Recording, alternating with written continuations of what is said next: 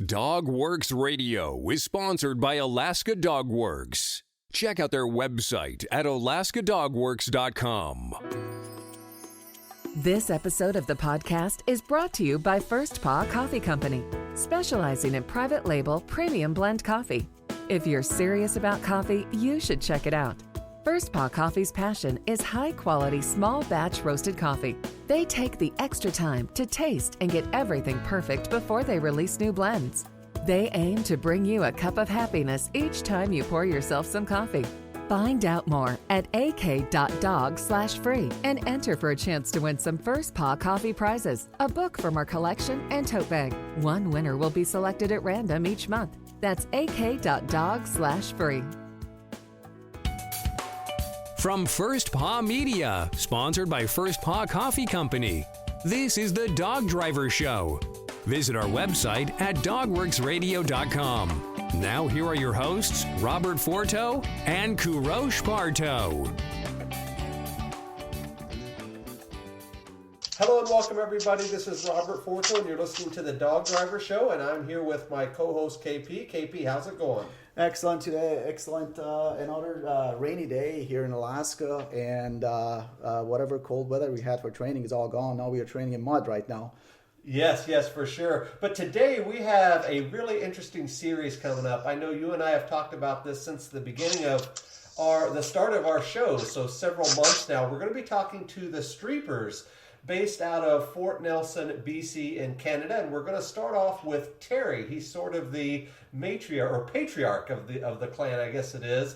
What do you know about Terry before we get started? Terry Streeper, of course, who does not know Terry Streeper? Terry has been in sled dog racing, in competitive sled dog racing for decades, actually.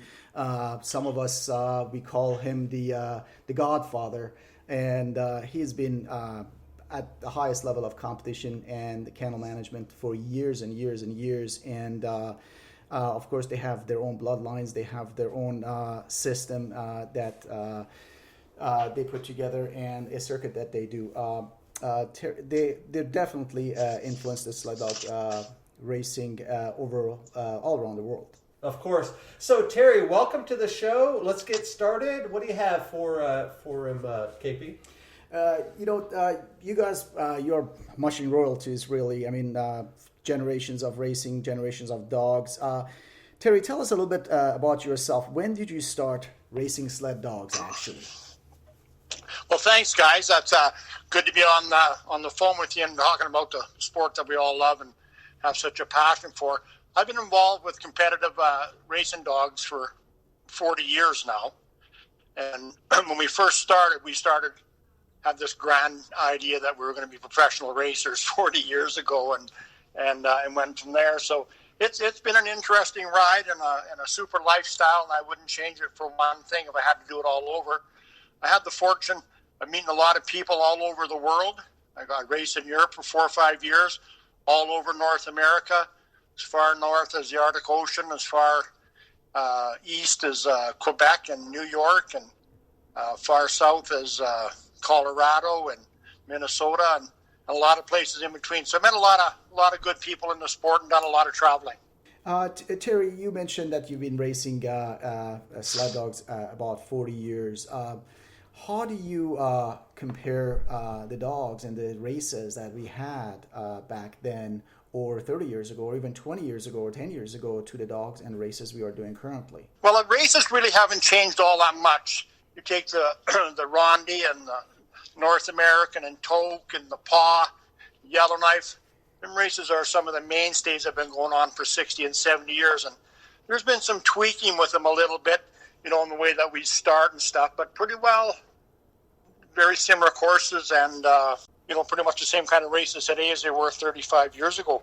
The dogs have changed a bit, and we got caught up in that in 20-some years ago when we all jumped on the pointer bandwagon when Egil Ellis come to North America with his team of pointer crosses and absolutely dominated the sport for 5 or 6 years before we were able to beat him in a single race, much less any kind of consistency. Then, so we all jumped on thinking that he had a superior dog to us. So we all switched over to and tried to bring the pointer crosses into the Alaskan Husky, and went from there. And we were one of the ones that started that, and I honestly think that was the mistake, that we took a dog that's bred to chase birds and tried to make it into a sled dog, and we were very successful. I mean, we won a lot of world championships and a lot of races with these crosses. But our mission, our kennel now is going back. We're trying to get as less possible amount of pointer in them as we can, and going back to the Huskies.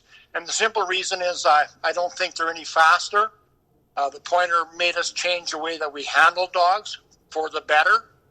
But I honestly think the dogs we had 30 years ago were every bit as good and fast as the crosses we have nowadays. So if I understand correctly, like the techniques and some of the nuances of the training you think are improved compared to what we did years ago? Free running, I know that you guys do a lot of that, and spending more and more time with the individual dogs in the kennel. Is that the reason you think they were so successful? Well, I think I know within our kennel, and I'm just speaking for what we do, we've totally changed the way that we race dogs now. That, man, before 25 years ago, when they said go, you just went as fast as you could and tried to maintain that for as long as you could. And of course, you went out of there at 22, 23 mile an hour and hit a peak somewhere 2/3 in the race, and then you started tailing off as you headed toward home, and hopefully you got to the finish line with the fastest time. And we did that lots of times and won a lot of races that way. But once we got involved with the stage races and started training dogs to be able to run 50 and 60 miles, and what we did is, so to what humans do, we started slowing down at the start, controlling their speed, and trying to run a more level type race rather than going out of there and peaking in the middle and dying as you come home. And we were able to do that with the advancement of GPSs. I mean, in the early years, we didn't have a GPS. You just had your eye to try to tell you how fast you were going. And of course, just before the GPSs come, we had drag mats, which was a new innovation of the sport, that we were able to control the teams and slow them down. So now we slow down at the start, but we're just about the same speed at the end. And I think it's been way easier on the dogs, and it's allowed us to keep bigger dogs in the program. But looking back at the teams that I had in the past and the way that I run them then, and they had to have been super dogs, because we weren't doing much free running then.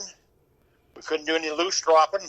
We learned that as we got into the later years in the sport, and we went out of there as fast as we could and held up as long as we could and tried to make it to the finish line ahead of your competitors. That's very interesting. It seems like, if I understand correctly, it's the evolution of the mushers, not the evolution of the sled dogs as much, right?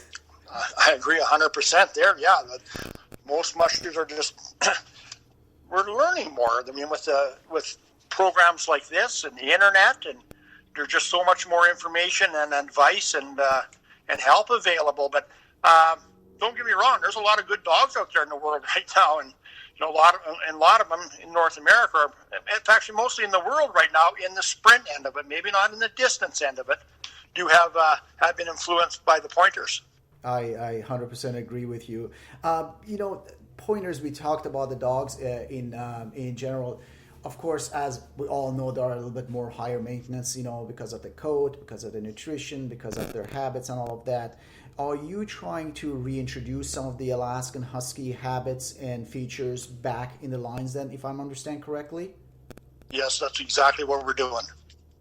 And we're trying to breed dogs with a better coat, especially, and we're having a little bit of success with that, but it's taken a long time. That pointer genetic gene is a strong one, and hopefully they're going to start eating a little less, because you take an average pointer cross, that's a 50% pointer, 50% husky, they'll eat probably just about twice as much as a husky will.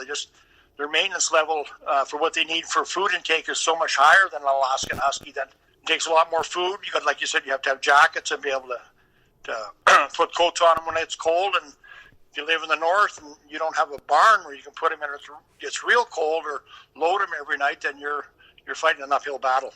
So earlier you learned about First Paw Coffee Company. And now I'm going to tell you about its Tail Wagger Blend. First Paw Coffee Company's Tail Wagger Blend is their first offering, and its name and label were crowdsourced from their Facebook fans. How cool is that? The Tail Wagger Blend is a private label premium blend that was developed just for them. It is a medium roast from Colombian beans with tastes of Brazil nuts, grapefruit, and oak. Be sure to go to ak.dog/free and enter to win a bunch of cool prizes. That's ak.dog/free.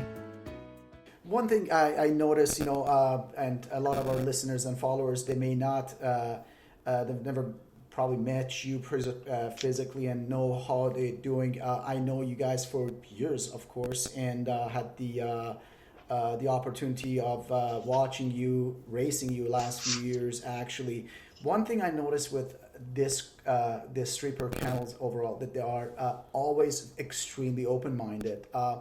Why do you think being like that in managing your bloodlines, managing your kennels, is important for some kennels, competitive kennels like you? Well, because when we started, we knew absolutely nothing.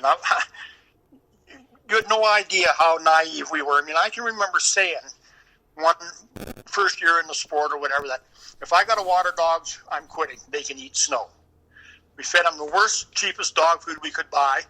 We had a dozen or so other open teams in Fort Nelson because that's all there was then. There was no limited classes. And them mushers were all secret-minded people. They would never help you or teach you anything. So it was just all trial and error with us. And then Harris Dunlap from New York used to go through Fort Nelson on his way to race in Alaska every year. And actually at that time, the race in Fort Nelson and the race in Whitehorse would not allow Americans to race it. It was for Canadians only. Wow. So we'd get Harris Dunlap come out and stay at my mom and dad's, and we'd ask them all sorts of silly questions. How do you make a dog poop on the run? How do you keep him from dipping snow? And he was always real honest with us and kind of mentored me to want to know the truth. And I remember saying to myself, if I ever go anywhere in the sport, I'm going to be like this gentleman here. I'm going to tell them how it is and try to help make it easier for other people, because you want to know the honest truth of it. As honest we are with what we do, everybody doesn't believe you. They do it their own way. Anything. Oh yeah, them Streepers they're not telling it like it is. So and it's easy to remember the truth. If I tell you a dog's black and white this year, 5 years from now, if you ask me that same question, if I give you the honest answer, which I did, I will remember the answer. If I give you the wrong answer and lied to you, I have no idea what I told you, and I will tell you something different at that time. But it's the sport's getting better because of people are more aware that we're all one huge fraternity, and it's just better if we work together, make it easy. It's a tough enough sport as it is, and if somebody can learn a shortcut from you, or not a shortcut, but just a better way of doing it, then hair on it. And we're still learning. Don't get me wrong. We're still learning. Every year we're learning new things and just tweaking things a little bit and makes it more enjoyable for everybody in the sport. Terry, I know that you mentioned in the beginning of our conversation traveling to Europe and racing an open class team in Europe. How do you remember those days, and what do you think about the quality of the teams you saw there compared to the quality of the teams that we are seeing in North America currently? Yeah, well, I went over to Europe and did a series of races like for 3 or 4 years. I was involved with Pedigree. They brought me over and whatnot, and I won every race I went to over there except one. Hans Gatt beat me once in the World Championship in Austria. He was first and I was second. The teams then, there were no pointers then. I mean, everybody in mainland Europe had Huskies. Absolutely no pointers.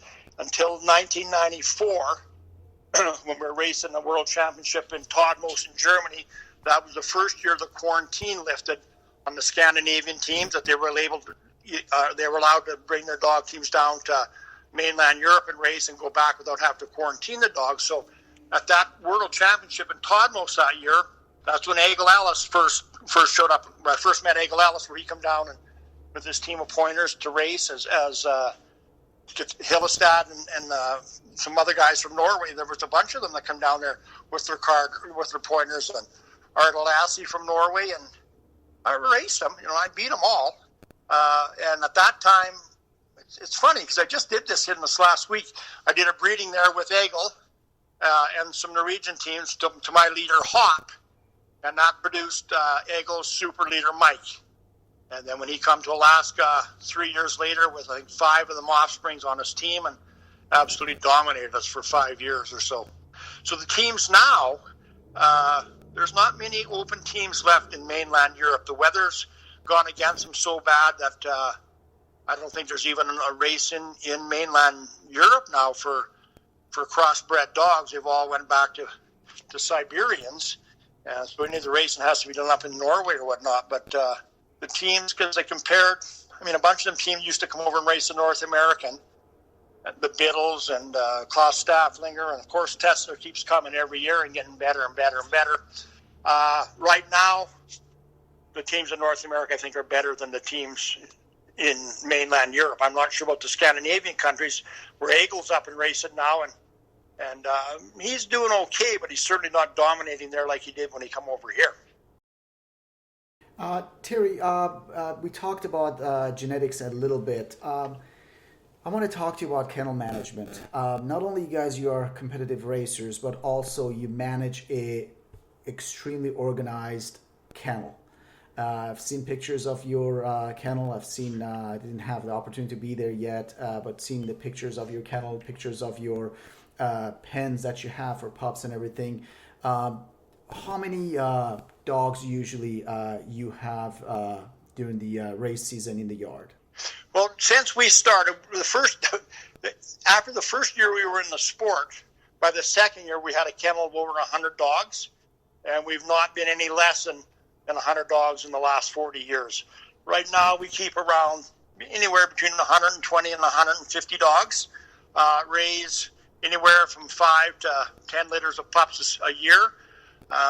So you have to be organized. I mean, otherwise you just beat yourself to death with equipment that's broke down and not an efficient way of doing it. So we really pride ourselves that we look after and train, 80 to 100 dogs as quick as most kennels do with 20 dogs. But we're fortunate where we live. There's 10,000 acres of land directly behind the kennel that's owned by a farming family that allow us to have free access where we're able to loose run dogs, and we can train up to 30 miles back there without seeing it going across a driveway or having any contact with anybody else. So we're very fortunate where we live. You got to be organized. I mean, that's the downfall of so many kennels, and the part of the problem is everybody starts with the big dreams, and before they know it, they started with 2 dogs, and all of a sudden they're up to 24, 25 dogs, and adjusted their facility to be able to handle that number of dogs.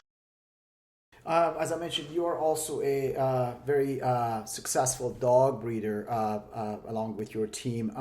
How do you try to achieve the most successful breeding and the super dog? Well, that's we're still learning on that. I do not for 1 second think I have that figured out yet. We just try to breed good dogs to good dogs, and I get asked this question more than anything. What do I look for in a dog? The biggest thing is the dog's gait. If a dog's not an efficient runner, then he's going to struggle. I mean, you have to have for the speeds that you have to crank out for the North American and the faster sprint races, the dog has to have such an efficient motion and stuff that there's no wasted energy. But we have never got caught by just sticking within one line or whatever. In fact, you're going to find this really interesting. 4 days ago, in the early 25 years ago, I had semen collected from my super leader Hawk when I was in Fairbanks. That semen has been in cold storage for 25 years. I only got enough for 1 vial. This summer, with Jason Campu, a Diderot musher at a Rocky Mountain house, we put that vial of hop semen on a female of his, and she had 5 pups. And actually, I was down there 5 days ago and picked up a 3-month pup out of this breeding. And this pup's name is Hobson. So it's going to be really interesting. Now I've dipped back 25 years to bring a dog back, and I'm going to be able to compare him to what we have now. And his mother's a pure Alaskan Husky, so I don't have a pure Alaskan Husky in all the dogs that I own right now. They're all have been influenced by the pointers. All have some pointer breeding them. Some are as low as an 8th and a 16th, but they do all have pointer crosses in them. So it's going to be really exciting. I'm looking forward to playing with this pup and introducing him and just seeing how he compares to the dogs we have nowadays.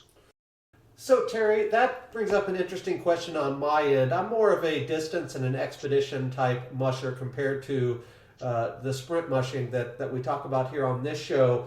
How deliberate was that breeding with Jason? Was it something that you had thought about for a long time, going with somebody like him, or was this more of a recent phenomenon that you wanted to go with? It was more of a recent thing. I mean, I have some other semen that I collected at the same time as well as the hop semen.